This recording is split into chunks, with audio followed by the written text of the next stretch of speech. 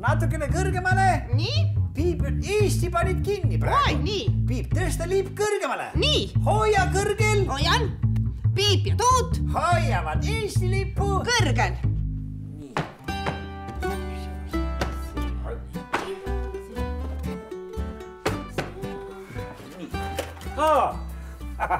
Tervist.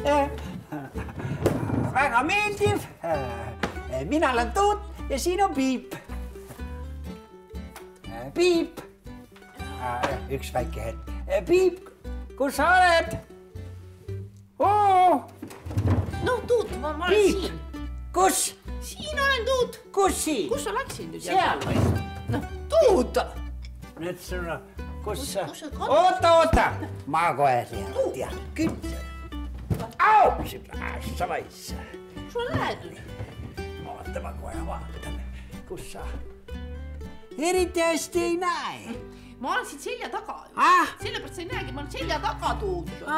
Seal, väga hea. Öelnud siis kohe, et sa oled seal. Ma mõtlesin, sa oled... Sa vaid sellest. Tuut, ettevaatust. Ma lõin natukene pea. Niimoodi. Tervist. Tervist. Siin on Piip, mina olen Tuut. Ja, see on Tuut ja mina olen Piip. Piip ja Tuut. Ja oleme siin. Tubli. Sa pead keerama. Keeras. Hops. Tuut. Ma tean küll. Hoppadi. Ahaa, nii.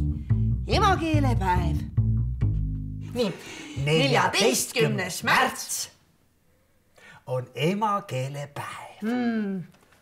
Piip, vabandust, ära näita keelt. Emakeelepäev. Keelt ei tohi näidata. Keelepäev on ju. Emakeelepäev on. See on see keel, mis keeles räägitakse. Ahaa, see, mis sina räägid praegu või? Ja, mina näiteks räägin enda emakeeles. Eesti keeles? Jah, minul on muuhulgas eesti keel emakeeleks. Just nimelt. Emakeel on see keel, millest teile endale meeldib kõige rohkem rääkida ja mis keeles rääkimine tuleb teil kõige paremini välja. Ja see on see keel, mida räägitaksegi sinu riigis. Ja see on see keel ka mõnikord, mis keeles sa mõtled oma ema peale.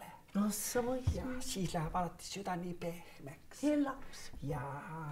Emme. Aga Piip, kas sa tead, miks 14. märts on emakeelepäev? Ei tea. Miks ta näiteks ja miks on uisutamise päev? Võt ma ei tea. Või liulaskmise päev? Aga kindlasti. Või kukerpallitamise päev? Kuule, vaevalt veel, tegelikult võib juhtuda, et 14. märtsil saab veel uisutada. Või on küll. Hundirattapäev. Miks ta siis on emakeelepäev? Sellepärast, et sellel päeval sündis Kristjan Jaak Peterson. Kelle ema tema oli siis? Piip, tema ei olegi üldse ema. Tema on Eesti esimene luuletaja. Ja tema sündis juba üle 200 aasta tagasi. Ja tema oli üks esimesi, kes hakkas kirjutama eesti keeles luuletusi. Ja need olid nii ilusad.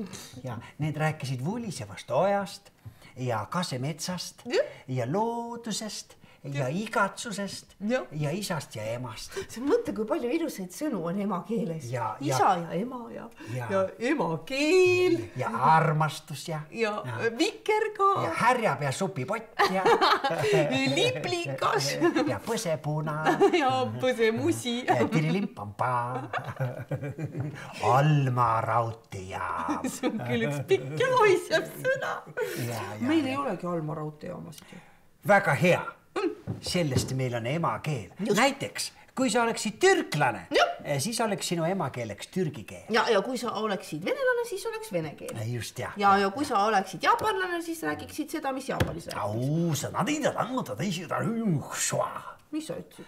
Ma ütlesin praegu jaapani keeles. Mida? Ma ütlesin, et küll eesti keel on ikka ilus emakeel.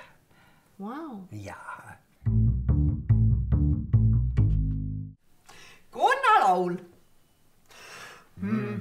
Ütles väike roheline konn, ütles roheline konn. Ütles väike roheline konn ja ta laulis. Aga meie teame, et nääni-nääni-da, nääni-nääni-da, nääni-nääni, aga meie teame, et nääni-nääni-da, konnad teevad krooks. Kas sa tead, Piip, et Eesti riik on ainukene riik maailmas, kus eesti keel on riigikeeleks. Mõtle, kui tähtis. Ja see on väga tähtis. Riigikeel, see tähendab seda, et sa võid selles riigis, selles keeles kõik asjad korda ajada. See on küll hea. Head emakeelepäeva. Sulle ka. Supsti. Emakeelepäeva nagu pillerga. Lahe on ju. Mida? Eesti keeles teevad konnad krooks. Vene keeles, nad teevad kraak. Kuidas nad inglise keeles teevad, kas sa seda tead? Teevad puuks.